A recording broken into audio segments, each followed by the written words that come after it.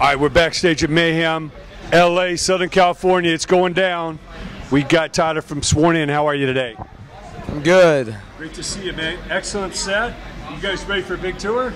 Yeah, this is our biggest tour we've ever done, so we're really happy about it. Yeah. Diamond. Surreal, man. Yeah. Absolutely. Yeah. Tell us about growing up. You know, what age you started getting serious, playing music, and started, thinking of original songs yourself? Well, my dad was always a musician when I was growing up. He was in a bunch of cover bands and stuff like that.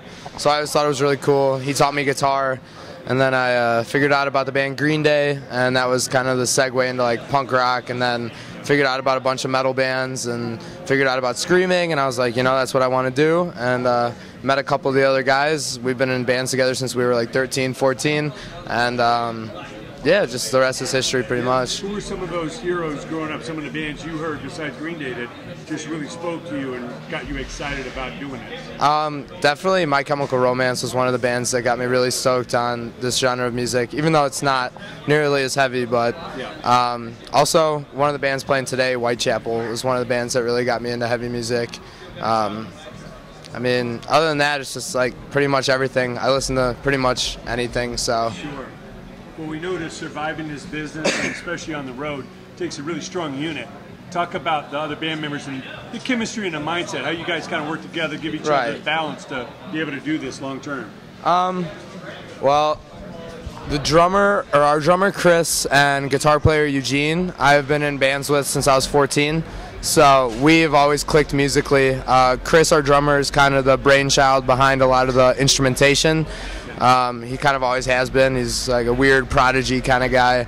And, we have our other guitar player, Zach, who we picked up later, but he fit right in. And, Derek, our bass player, he was the last addition to the band, but he's the most grounded of all of us and the most balanced and, cool-headed. So it all works out really well. We balance each other out well, and we never stop laughing, so it's a lot of fun. As far as the process of creating the songs, how does that normally work?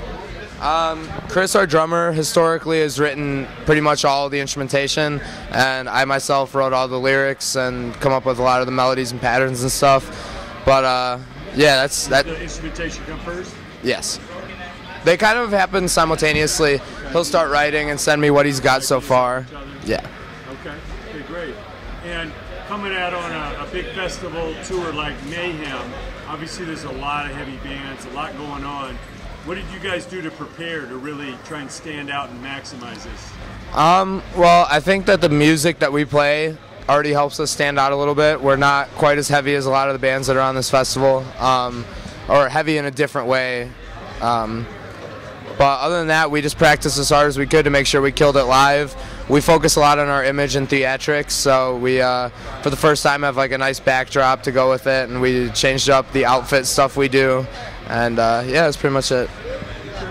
And from what you've seen out there in your years and just being around levels like this, what advice do you give to the young bands, the young singers or musicians, people that really want to do this but might not know the commitment or dedication that's needed?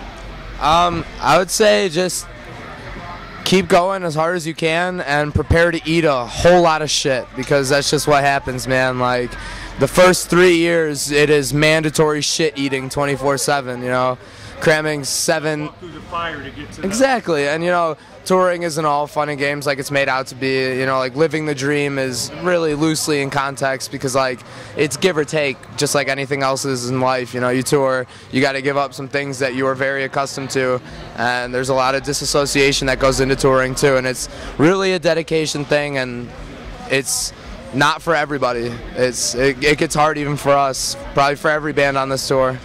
Yeah. Are there anything you do, like physically or mentally, to kind of balance out all the challenges to be able to withstand? Because we know about the half hour on stage, it's the 23 and a half hours. Yeah. Well, that is primarily waiting the entire time.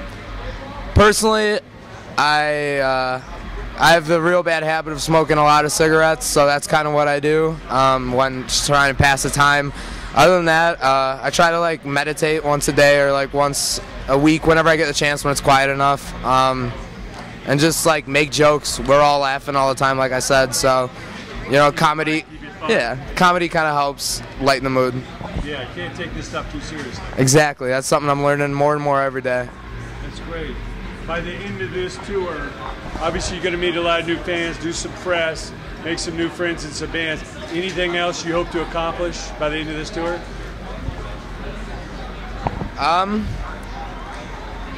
Just to like level up as a band, you know what I mean? It's like Get tighter. it's like go up to that next step. Yeah. It's all in segments, and I want to get to the next one. All these big bands kind of help you raise the bar. Exactly. Makes us look more and more credible. Yeah. Tyler, we appreciate you, man. Absolutely. Thanks for coming out. Thank you. Enjoy your work.